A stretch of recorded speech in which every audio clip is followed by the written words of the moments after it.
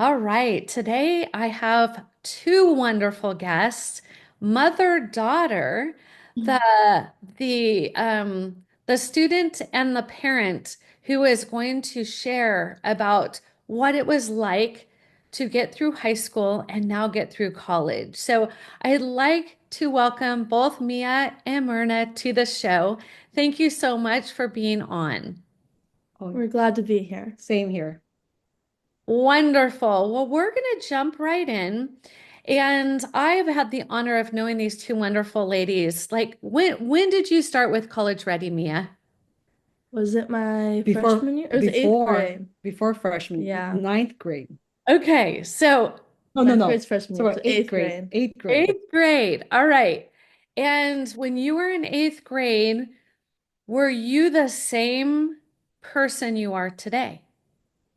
No, definitely not. I was definitely a kid looking back, and I remember my mom signing me up for this. I'm like, college? I'm literally in middle school. I had no idea why I was in this. I think one of my friends was in the program. Was it Zola? Zola, Correct. yeah, another Um, and I friend. mean, I've always looked up to Zola, so I was like, okay, if she's doing it, there's got to be a reason. But like at that time, I was so close-sighted that I was like, okay, I'm just getting into high school. Why am I already thinking about college? So it was weird at the time, and Now looking it makes back, sense. yeah, it Now kind it of makes makes sense. sense. So, Myrna, from your perspective, think about when we met Mhm. and the concerns you had, or maybe share some thoughts of why it was important for you to start in middle school versus 11th or 12th grade. Well, I went to a seminar with you or and you talk about we spend so much money for sports, we spend so much money on a lot of things, but why not focus on education, college? Because that's where we're going to spend the most money. Sure. And I think you said, why wait until like junior year where it's too late? Mm. Do it before high school. That way we're not stressing out. I think the stress is one thing that got to me. I don't want to be stressing out in junior year for me. I was like, what are we gonna do? What are you gonna do? So Mhm. I think I have a financial advisor. So I think of this as a gift to Mia so she won't have stress when she goes to college. So Great. that's why I spend money for club. I spend so much money on that every year, right? And I said, well, 6,000, if you divide that for the money I spend on clubs, it's about the same or actually less. Yeah. So For why sure. not save money?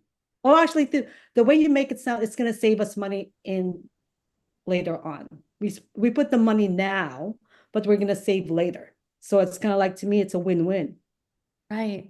And I remember when we went, or when we first met, and we were talking about the importance of planning and strategizing, but what made you realize you weren't going to be able to do this on your own? I think I have friends who went to college like, with their kids went to college, and they're talking about the expenses, like a lot of money. And I'm thinking, okay, maybe there's something other people know that can make me save money for me. So it's about not just saving money, but getting the right school for her, Hmm. Yeah. right? And the leadership that she gained, the confidence that she gained. Mia is doesn't want to be in the center of anything, right? But you guys kind of encourage her to be a leader Mhm. because that's going to look good. At the same time, it gives her confidence and made her a leader as well. So for me, you guys, not it's not just about grades, it's about leadership, about being well-rounded. And that's why and up to now, I still see it. Mhm. I Yeah. see that what she did in high school that you guys encourage her to do, she's still doing in college. And some people kind of like, oh, I'm in. I don't need to do anything anymore. I'm done. And she's still doing leadership. She's still getting scholarship. She's still volunteering. So Mhm. it's not just a one-time high school thing. It's a lifestyle. Sure. I I guess love that. it's a lifestyle. Mhm. You guys taught her a lifestyle that to always be a leader, to do the best that you can and give back, Mhm. So right? yeah, let's get your perspective. So you're in eighth grade. Mom says, "Hey, time to start planning for college." Were you like super excited and just couldn't wait to jump in, or what was it like for you on at your perspective? I would say no, because I remember the first thing was my mom saying, "Okay, you're joining ASB." Oh gosh, she And cried. She cried yeah. about it. And at the time, like I went to a tiny private school. My graduating class was 20. So I was never used to being in like a public, like very big environment. I was always in a little bubble and I was so comfortable with that bubble. And so when my mom was like, "You're gonna do this," I was like, "Absolutely not." Like I started crying. And then I was like, "Fine, I'll give it a try." And then so I do an interview and I absolutely blow it on purpose a little bit because I was like, I don't want this. And then even going into sophomore year, she wanted me to do that. And I was like, so like freshman year going to sophomore year, I was like, I don't want to do that. Like still. That's when she cried, and I talked to you about this, and you said, and that's one thing I love about College Ready is you guys don't push it to where like if she's not comfortable, then she's not. You waited until she's comfortable. Yeah. So Mhm. you told me it's like then let's find other things that she can lead. Yeah. So you customized it as it's happening. You Mhm. gave her a plan. She did not want to do it. She tried. She cried about it. And I said, she's crying about this. It's causing anxiety. And you said, then let's not do it. But then eventually she realized that it's good for her and she did it on her own. Yeah. Mm. So So what like was that like? What was the turning point, Mia? well, I think so again, pushing me not to do something that's like really out of my comfort zone and kind of easing into it. I instead was serving at the children's ministry Oh, at my that's church. right. That helped. So like there I was like working with others, kind of being a leader. I went to the Philippines where I raised money and like hosted a volleyball camp and ukulele camp. So things that I felt more comfortable with, like with kids, like obviously I'm more superior, so I was not that worried. And then again in the Philippines, I was working with kids and it was with volleyball and ukulele, things that I felt comfortable with. While like student government, like being in charge of planning events, like public speaking, like that was something that I was like unfamiliar with. And so that like scared me. And so I think easing into it in my own way helped me build that courage. And then this was kind of like situational, but it was COVID. And so I was like, okay, like the application for ASB is a lot easier right now. I'm campaigning online. And so I took that opportunity. I was like, okay, I'll join ASB. I ran completely unopposed, which is convenient. Again, I was like, I don't even have to fight anyone for this. And then next thing you know, I'm on ASB. It's a hybrid school year, so I was still working in person, but our Zoom meetings were online. And so it was again a nice transition. And then senior year, I was like, I really like this. I'm gonna join ASB again. And that was fully in person, and I had so much fun planning homecoming events, senior sunrise and sunset, like all of those things I really enjoyed. And so looking back, I can see how from freshman year I was a shy, sheltered private school kid. And then by the end of senior year, I was involved in like clubs, ASB, freshman mentors. I was on two varsity sports and like that Oh, was a wait, you total, started the club too. I know, I just Yeah. said involved in clubs. I founded a club. You Um, founding a club and joining is two different yeah. things. That's a big See, deal. that's why she's here. I can't toot my own We're still trying to teach you to be, a little bit, outwardly spoken, but you're doing great. I'm proud of you. things. Yeah. But yeah, I definitely saw growth over high school, and that's a lot due Oh to yeah. college ready. Public speaking for me is difficult. I think that's one of her essays that she wrote is how she was have fear of public speaking. Also now she's doing ASB where she Yeah. had to speak in public. Hmm. So, and I think one thing that I can tell you this though, and I kind of, you guys are really, you listen to your students in terms of you adjusted her classes, you tell her, okay, don't do this, do this. So it's not a one size fits all. No. And that's why what we paid for is you personalizing it to the person, not just like this is what everyone's going to be doing. No, because it's not going to work. Mia's different. It took her a while to get there. And one thing I told Mia is not how you start, it's how you end. Mm, She yeah, started with low confidence. She didn't think she could do it. And then at the end, I mean, she got like student of the month award too. Yeah, I did get So there. out of how many, like 600, I don't know how many applied, but there's 600 students, and she's one of the 12 who got that award. Mm. So that means that they recognize her as a leader in the school of out of 600 Yeah. students. And I told Mia, that's a big deal, Mia, you know, because that means you're a well-rounded kid, not just someone that's an ASB. yeah. So and I'm just glad we did it. I mean, I wouldn't, I mean, I recommend you every time. I and they don't think this, they don't see the benefit of it, but they don't realize how much difficult it is without it. Sure. Yeah. Mia, let's talk a little bit. I know you had a few naughty teachers along the way. It had nothing to do with you. And Yeah. the support that you received at your school.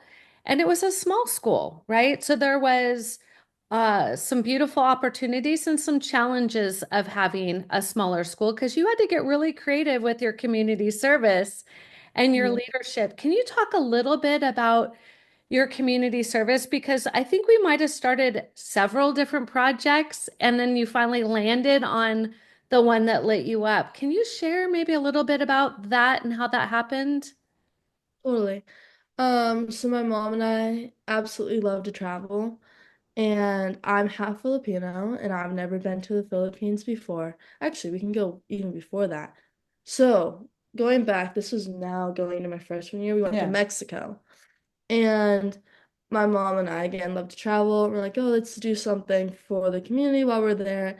And it was something super simple. We raised some money and we donated Some art art supplies. supplies to a church, a local church in Cabo San Lucas. And that was fun, very rewarding, very small. And we thought it was going to be a one-time thing. And you were encouraging that we try to find something that we want to stick with. And like that becomes our passion, something that we want to focus on.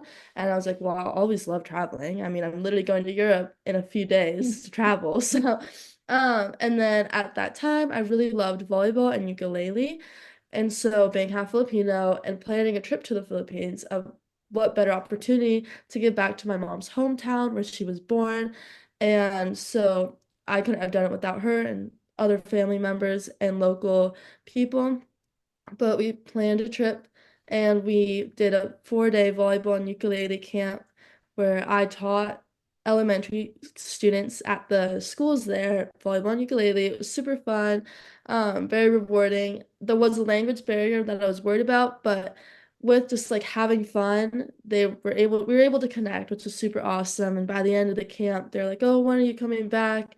And I wanted to come back, and then COVID The happened, so that pandemic kind of happened. delayed that. And so I'm hoping that one day I'll still be able to go back and then do a camp for the new generation of kids. But that was honestly the most impactful experience of my entire 20 years. And I would love to do something like that again. And I'm hoping going to Europe, I can do something like that. That would be super awesome. I'm a quarter Italian, so it could be a similar situation Uh-huh. where I give back to my heritage. But yeah, so that was kind of what we came up with was traveling with a purpose, not just traveling to have fun, because I think the cultures and the people there need to be appreciated too when we're visiting their land. That's so And powerful. yeah, I want to add because they call her Ate. Ate means big sister. Mm. So the kids there were calling her Ate Mia. Within just one day, they loved her and they're like big sister Mia. And some of them turned out to be players. They start playing sports. They start playing ukulele. So the impact is not just that day. They were waiting for it to come back, but they continued the passion. They start loving the sports. They love playing ukulele, and so to me, it's they still ask when she's coming back because I they were friends on Facebook. They're like, when is Ate Mia coming back? And some of them are in high school now. Yeah. It's been a while. Yeah, it's been a while. It's They been were, about 5 years. yeah, they're in high school and they're playing sports and they send me videos of them playing ukulele and playing sports. And I'm like, oh my goodness. And I show it to me. I was like, look at this, look at the kids that you mentored. Yeah, it's so powerful. Yeah. So Mia, if you were to look back from when we're told we're going to start planning for college and you got over the shock of why now, what would you tell the younger version of you, a younger sibling or a cousin, if you could do it all over again with the wisdom you have now? What would you tell that younger, or maybe you'd be like, hey, I do the same exact thing. Honestly, I'd probably do a similar thing. I'd say trust the process. I feel like I didn't at first. I was like, I don't really understand the point of this. Um, That's right. Well, you were like what, 13? yeah. I And mean, it's hard to yeah, understand. at You're a 13. kid at the time. You just want to have fun with your friends. But yeah, trust the process. I think like be yourself too. Don't force yourself to necessarily be like, I need to be like class president, I need to be varsity captain. Like, do what makes you happy. So if there's like a club that you're super passionate about, pursue that. Don't feel like you need to be like, oh, but it's a small, not well-known chapter or anything. Like, do what makes you happy. Um, I think. Yeah, I mean, volleyball was a big thing that made me happy, and so I stuck with that all 4 years. And I think that helped. It helped me meet so many people coming from a tiny private school. If I didn't play volleyball, like it would have been so much harder to make friends. So I feel like going into high school, I recommend finding that avenue that like you'll just feel comfortable and meet like-minded people. And that's with everything going into college too, like finding like I mean I joined a sorority, I have joined like my criminal justice club, so like finding that place where like you'll meet people that you have things in common and that will help motivate you throughout your time. That's beautiful.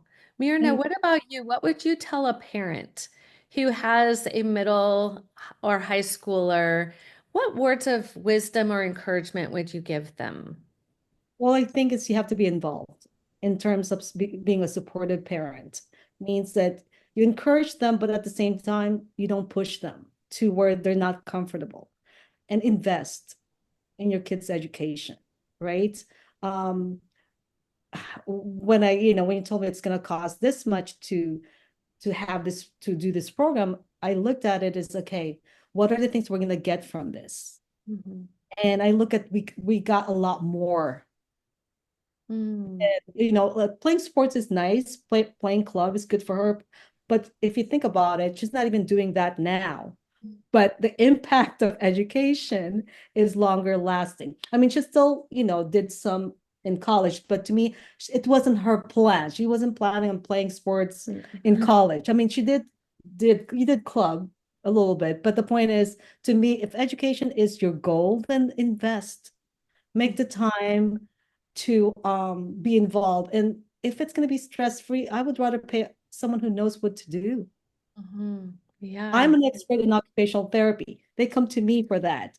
But in terms of this, I'm not the expert, but I've learned from you. But I encourage people to spend the money because at the end you're going to get a lot more. Yeah. Let's fast forward now to senior year Yeah. of high school. And a lot of people feel overwhelmed, discouraged, frustrated. There's many ways of describing it. What Yeah. was your senior year like? How would you describe it? I would say I'm pretty lucky. I had a good senior year. The best, I would say she had the best Yeah, experience. I think it was my favorite year of high school, and I think for me that was because I had the first 3 years to learn.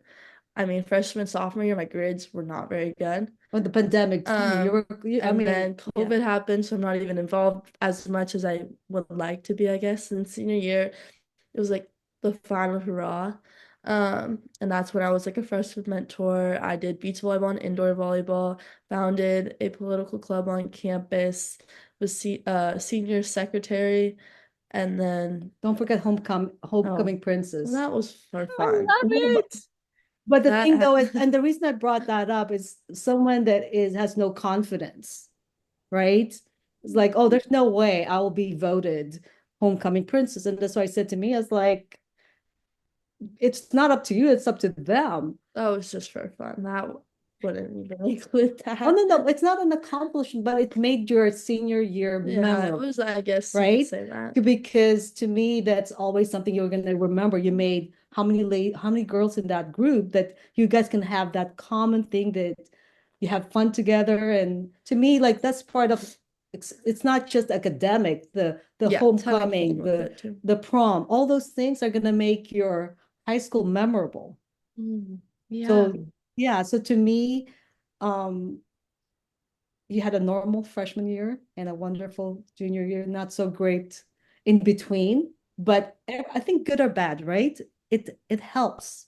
The good and the bad experience is what made you the person that you are. So, Right. I would say applying for colleges was very stressful. I that was maybe the one thing I wish I was like maybe a little more aware, like knowledgeable. I didn't really know where I wanted to go to. Some people have had a dream school their whole life. Some people have parents who are alumni. My mom went to school in Canada, and I was like, I'm not going to Canada. My dad's blue collar. I wasn't gonna follow necessarily in that yet. And so I was like, okay, I really have no direction. I was like, do I want to stay in state or out of state? I can't do cold weather. I applied to a handful of colleges that had cold weather. Looking back, I was like, why did I do that? I would never survive. So I would say that was one thing I wish I did differently was maybe think about where I wanted to go a little bit earlier. I think I was prepared for the application process, but not prepared to where I wanted to apply. And so I think another thing, and this is so cliche to say, but rejection is 100% redirection. If you get rejected somewhere, that's because you're not meant to be there and there's somewhere else for you. And my top schools at the time was UCI and Florida State. UCI I got into, but realized it was not meant for me once I toured. And then Florida State, I think the redirection there was we definitely couldn't have afforded it for out-of-state tuition. It would have just been more costly. We could have afforded it. It was more like it wasn't financially the right decision. for And the family. yes, Yeah. and at San Diego State, I've received so many scholarships. I think I've had such a great experience, no complaints about the school whatsoever. And it's a perfect distance from home. And so I definitely think that San Diego State was the number one school for me to be at. And so in the end, Love that. Excuse me. So you put it into such beautiful words because so many people pick the name of the school, not the fit of the school, right? yeah. So let's talk about San Diego State for a moment. It is a large public institution in beautiful sunny California, and it is very populated, but Yeah. it gives lots of opportunities. So Mhm. what was the academic fit, the social fit, and maybe you can talk about the financial fit to your comfort level, but why did that end up? Because that wasn't number one on your radar. Not at all. That's like the number three or four. Yeah, maybe five. Yeah. Yeah, so let's talk about it was the perfect fit. Hindsight, Yeah. why do you think it was the perfect fit? I think one thing I did know is I wanted to have a college experience. I didn't want to go because I feel like there's so much you learn from being at a four-year university. It's not just like, oh, you're getting a degree and focusing on academics. Like you're meeting people, joining clubs. You're gonna want like a city that's new and exciting where you can like experience things, independence, and like sports, even that. Like it's just like a fun memory that you can look back on. Like I don't want to look back on college and be like, wow, I spent my whole life in a library. Um, and so I feel like San Diego State, although its reputation can be a party school, you go on an average day during the week, and there's so many people studying. I study with my friends in little study rooms, like at night at the library. Our library's open 24/7. Like people grind. They all have good grades. All my friends focus on their academics. That's the number one priority. And then on top of that, San Diego is a very exciting city. You can go downtown, you can go to the pretty beaches, you can go on hikes. We have an amazing basketball team. Being able to watch them go to the Final Four was a once in a lifetime experience, and being able to have that school spirit. We have Greek life, and that has like connected people, got people involved because we have philanthropy events, social events, and it's just like a fun way to just like look back and be like, I did all of that while having fun and then doing like receiving great grades. I think all my professors like want what's best for me. I've never had a bad professor in my 2.5 years. Um, like if I wanted a tour for the sheriff's department because my professor was a sheriff, he set that up like that. If they have internships, they can like um mentor you. They'll sometimes like invite you to like be a part of their research. So I think all the professors are really there to help. Um, but yeah, I have no complaints about San Diego State. You did apply for the Weber, the honors college Yeah, too. So, so we the are the currently in compromise, Romania. the compromise is that I said to Mia, well, maybe apply to the honors college, Yeah, and because we didn't do that in the beginning because we didn't even know she wanted to go there. yeah. So UCI was always been you. All I heard from her was UCI, right? So why apply for honors college? You might not even go there. And then so I think it worked out because it gave your freshman year time to adjust. Yeah, By the second, because she got scholarship from Weber's honors yes, I college, did. right? So to me, having that on her resume as well, kind of is it looks good. One thing I like about that, I definitely recommend any student to apply to the honors college at their university is it, at least in San Diego, the way it works is you're in classes with people of all different majors throughout your 4 years. Like normally it's only the first like year, 2 years when you're taking general ed classes, but throughout college you're with them. So it's cool because there's people of different like disciplines and you're just interacting with them and they think so differently than you would. And so it's cool to like expand your horizons that way. And then the networking also happens through that. And then another plus is they push you to study abroad. So that's where I'm doing next semester. It's a requirement. I'm super excited. I think there's gonna be so much I'm gonna learn through that opportunity. But they really just push you to, again, make the most of your college experience while you're there. Oh my gosh, I want to go back to college. You make it sound so fun. I, I want to go to like it's Rome for great. 4 months. And actually, the best thing, as I said, it all worked out because she was one of the six I mentioned. So what that means is that instead of paying 14,000, it's only like $3,000 to go to Rome. But that was being paid by the California grant. So technically, her tuition is free. And Wow. then she told me she got three scholarship to pay for her housing. Yeah. So she's basically going there for free for 4 months. That's the dream. You're I living It the is know. the dream. That's why I said to me, it's like a parent's dream. It could have worked out more perfect. Yeah. And to me, it's like, Mia, you're going to experience something that is not costing you money, but the experience you're going to get is priceless. for I sure. mean, oh gosh, I can't imagine. So So, exciting. I know when you called me, I was just in awe. And you've always been so kind and giving College Ready so much credit. And I'm thankful for that. And watching Mia literally grow up before my eyes has been truly such a wonderful opportunity. So as you look forward, Mia, what is in the future? You're leaving for Europe, and then after Europe, what are you thinking? I still have my options open. I wish they're a little bit more narrow, but I don't think there's any wrong in keeping your options open. The Criminal Justice Club that I'm a part of has definitely helped a lot because in that club, we have professionals come in, talk about their careers. And so that's given me, it's in my on my phone. I was in the middle of cooking. But um we meet professionals every Tuesday and they talk about their careers like Border Patrol, Secret Service, FBI, local law enforcement, attorneys, judges, like they all come in. They talk about why their job's amazing. And that's, I think, my problem is I go, wow, that job's amazing to each and every one of them. Um, and for the past like couple years, I've always wanted to specify in law enforcement. And so I think that's my goal is senior year of college to be applying to multiple law enforcement agencies, both federal and local. I think I'll probably apply back here in Orange County, maybe in San Diego for local law enforcement, and then I'll probably apply to like the FBI, the DEA, and Border Patrol, and I'll see where that takes me. Another thing that I've always kind of been passionate about was like local government too. This past summer, I interned for the city council and the city manager's office and the Huntington Beach PD.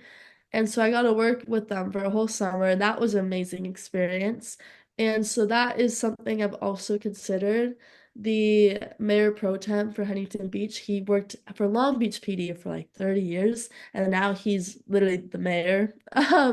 And so that's something that I think would be a great future for me because I get to experience both of that, get that action while I'm young, and then go with the more administrative part later on. But senior year, I'll definitely be applying, and I'm super excited to see where that takes me because it just kind of reminds me of my senior year in high school, where I was like, I have no idea where the wind's gonna take me. I don't know where I'm gonna end up, where I'm gonna get accepted, where I'm gonna get rejected. So I'm looking forward to it. And Mhm. so, And I Wow. guess the best part of this is that Mia is probably going to graduate with no student. Well, she has student loan, but paid student loan by the time she graduates, because she only has like $4,000 of student loan, maybe. That's So, beautiful, Mia. Like well, you're living the dream. Like you're studying well, abroad for free. You're going to graduate with next to nothing. You're going to bang that out with your first paycheck. That's yeah. well, that's what I'm saying. Like, I mean, when you talk about $100,000 loan, right? And I'm thinking, you mean like 4,000? Like, yeah, we can start paying that now, like $100 a month. So, because she talked about that going to college without going broke, and that's what I told Mia. I showed her the payment of $100,000 loan, and I said, you can't buy a house because you're making payments, and we're giving her a gift of a new car. So that way congratulations. she'll start with, Again. well, and the reason I want her to start her adult life with no debt. Mm, That's our gift. yeah, Yeah, beautiful gift. so that way she can start saving for a house. Yeah. Yeah. Wow, just listening, right? You were this timid, shy little Oh eighth God. grader when we started, and now you're going to Europe by yourself. Woo, Oh Yeah. yes. right? It's That's amazing. crazy thing. Like I think I've always been determined and I've always like have been academically motivated. So that hasn't changed. It's just like the personal development of like now becoming a leader and like pursuing opportunities on my own. Like I joined the criminal justice club. She didn't tell me to do that. Mhm. I joined the beach volleyball club. She didn't have to tell me to do that. So I Mhm. feel like I've definitely just like matured and grown on my own where I can think for myself. And obviously that comes with life and growing up. But I think it's just like awesome to see how I have matured in that way.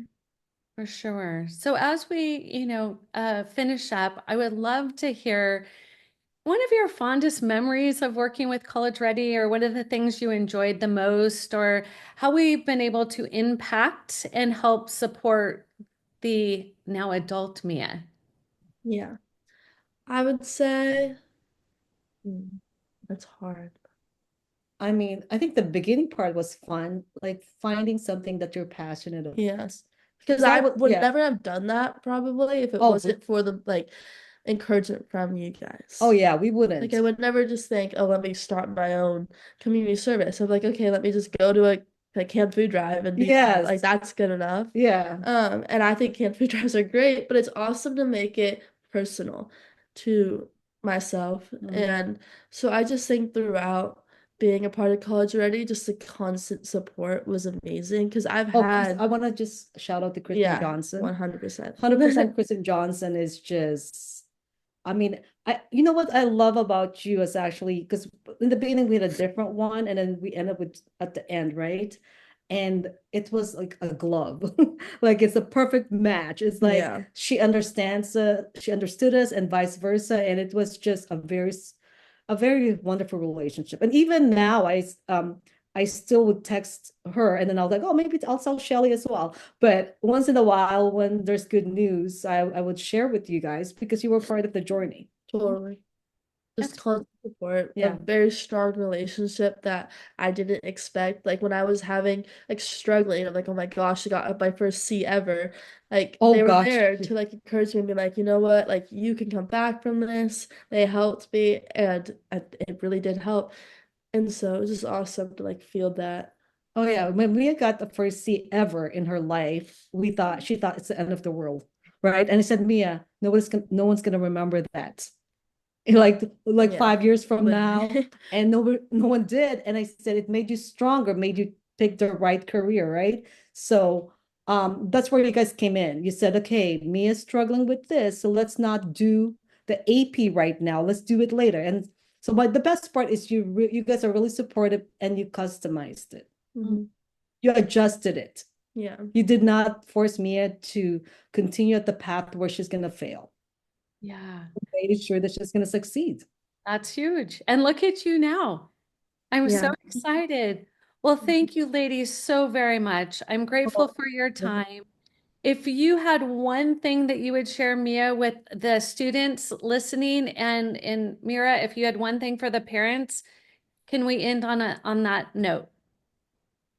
I would say high school, like I had a positive high school experience, but everyone has their own challenges and obstacles. And so just know that everything will work out in the end. And going through those obstacles, you're going to come out so much stronger. Like AP classes were brutal. And I failed one, and I thought that was going to suck. But looking at all the like ones I passed, it helped me so much in college. It put me so ahead. I was able to take minors. And so things always work out, and you're going to come out stronger. Just I think having something to look forward to is like the biggest motivation. And so like for me it was like being independent and going to college, and then after joining law enforcement and having a family. Like that was my end goal, and that has encouraged me throughout, and I've persevered with that goal in mind. So having a goal is very important. I love it. And I think for me, being supportive to your kid Mm, means that I'm that kind of parent that not just like emotionally, mm. like how many times have I stayed up late with Mia? Yeah. I stayed up with like reading her essay just before she submitted it. I'm the one that if she's having a nervous breakdown, I'm the one that would give her a hug. Still does that I even with still, me in college. yeah. So the point is that sometimes they don't need advice, they need a hug. They need that emotional support. And sometimes parents, we get so focused on getting to the right school, but let's focus on make sure that they're emotionally supported by us, Mm. right? Definitely helps. Wow, what a great way to end our conversation. So, thank you, ladies, so very much. And I look forward to your continued success. Thank you so much.